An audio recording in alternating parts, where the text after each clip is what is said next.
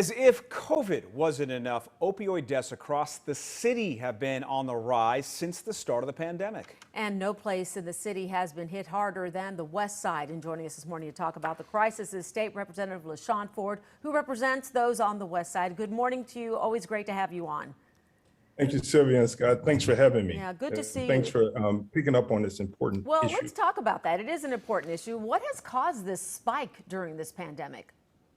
Well, hospitals and providers shut down, and the message to people struggling with substance use disorders were to stay away from providers, stay out of hospitals. So, the services were cut down, and because of that, you saw many people struggle with their substance use disorder and go deeper into their struggle.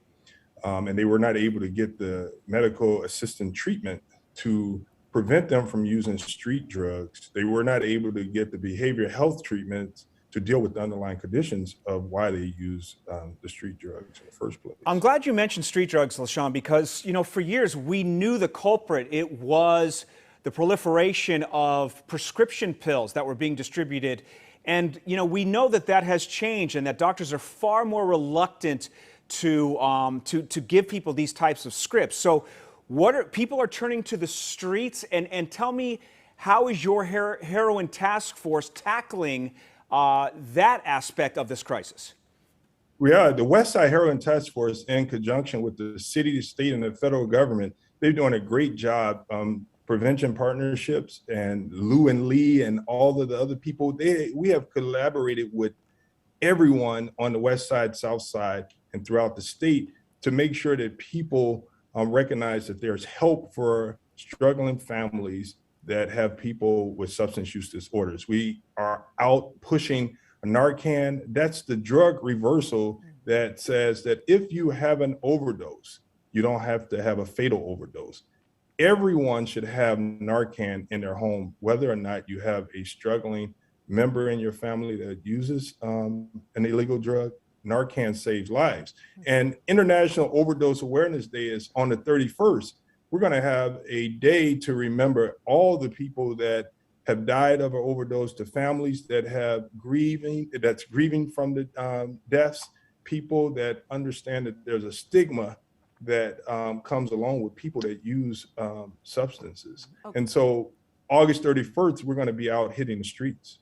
Okay, so what can people do as they're listening to you if they need help? And what can people who don't need help do to help others?